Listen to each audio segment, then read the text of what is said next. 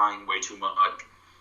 So I could easily move on from him and Hazanja. I don't really like either of them mentally for the rest of the team. I think a lot of these other guys have a lot of fire that I don't see in those two.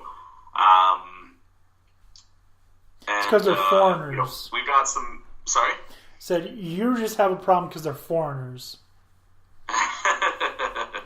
No, I love KP, and I still have a lot of faith in Frank. We are a team of foreigners, though. But yeah, I did see some arguments that the passing is because we've got a lot of mediocre vets that are trying to, make sure that they get a place to go in free agency. But I don't know. I don't think that excuses it as much. Vonleh has been, pleasantly surprising. He should be around next year. He seems like a piece that the Knicks...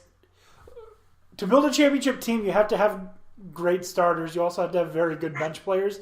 And he's going to be a good bench player for the Knicks. If they want to win a championship, they need depth that plays like he does to win. Yeah, I agree. I like him. I'm not opposed to signing him to something longer term, as long as it's a reasonable contract. But I like Cantor off the bench. I like that. Sorry? I like seeing Cantor come off the bench. When he does, it seems like he's got like a point to prove, and then he just goes and scores 20-20. Like, Cantor coming off the bench is like the best thing the Knicks have going on right now.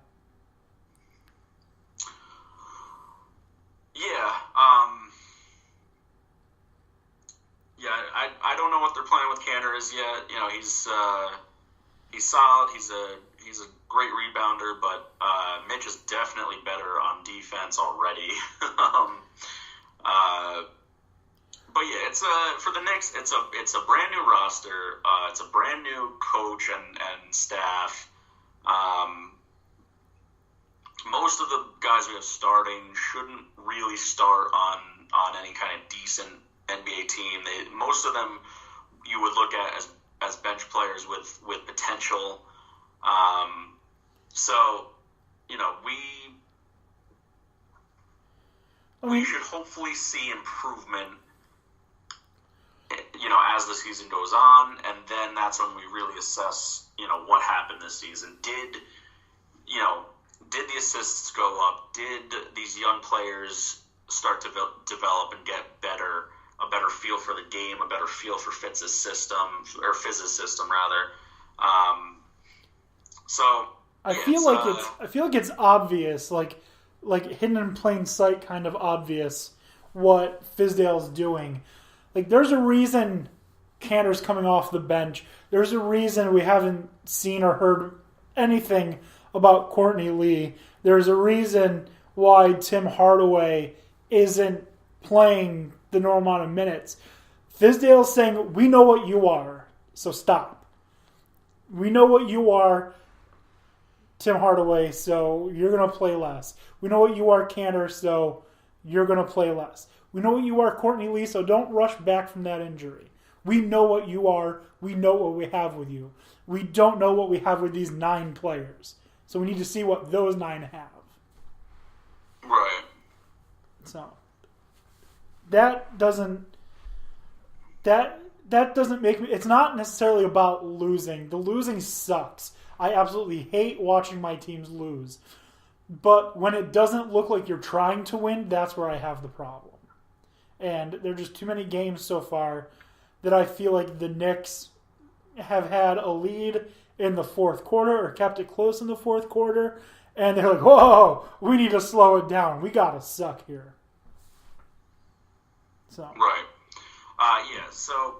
Frank right now looks like a backup point guard if he doesn't really, right now though. And again, he's young, but if he doesn't really step it up this season, then that's when I'm definitely worried about him becoming anything more than a great defensive guy and a backup point guard. Let me ask you this again, because I asked you before, and you said that it was totally ludicrous and ridiculous. Do you still think it's a bad idea for the Knicks to give him the two-way contract and just have him go light up the G League for half the year and then the other half play with the Knicks?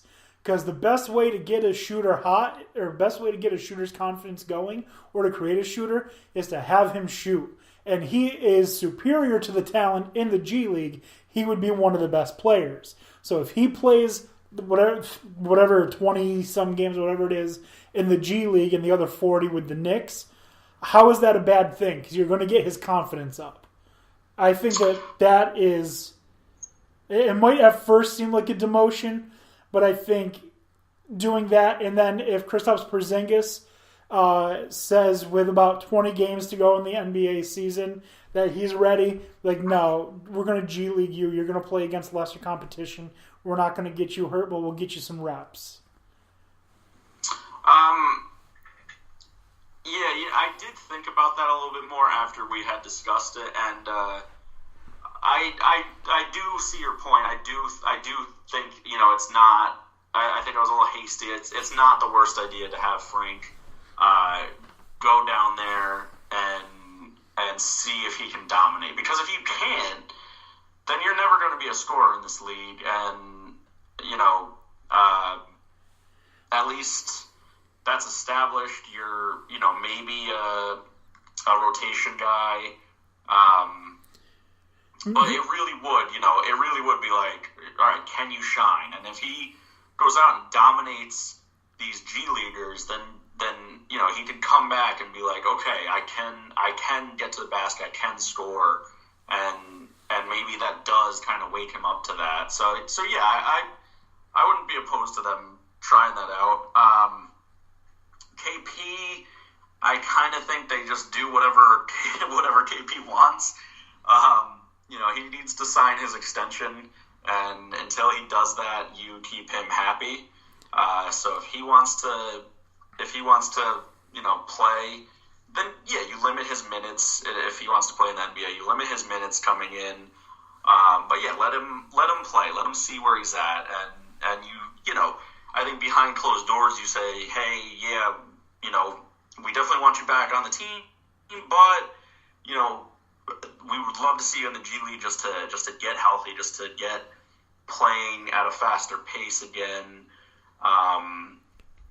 But from what I've seen, KP's coming along nicely. There was some bullcrap report that he wasn't running, and then he tweeted a video of him sprinting. So that was obviously not founded. Well, yeah, that came from David Fizdale, who later said, well, I hadn't seen it, and I was unaware, but damn, that looks good, or something like that, he said. Yeah. Fizz wasn't, I do believe that Fizz wasn't aware. I don't think he was, I don't think he was, firing shots at KP. Yeah. He was just going off of what he knew. And the easiest way to avoid it is, I don't know, I haven't seen it, but I don't know if it's happening or not. So that way, Kristaps Porzingis is like, oh, it's happening, and it doesn't look like you're being challenged by the coach. Yeah, I mean, everyone always wants to make something out of nothing, and I think that's what's going on there. I think that's KP, check this out, boom, yup, I'm healing, we're gonna be in this, in a couple months. So, and I do kind of like to see that from KP. He's got that fire, he's got that drive, and he looks like he wants to be back.